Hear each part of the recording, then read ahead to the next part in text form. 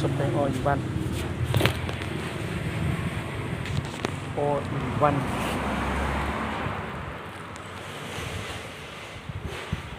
มันก็เฮลวอสวะได้เฮลวอสวะเครื่องของลูกค้ามาเนี่ยไฟบวกเข้าดับชิดเลยตอนนี้ก็แปลงได้แล้ว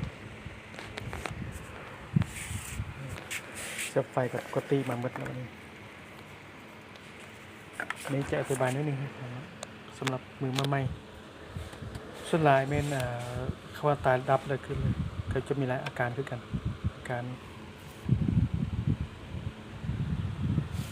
แต่ตอนนี้เปิดคลิปแล้วผู้ใดอยากเรียนก็คือแม่น่ะสามารถติดต่อมา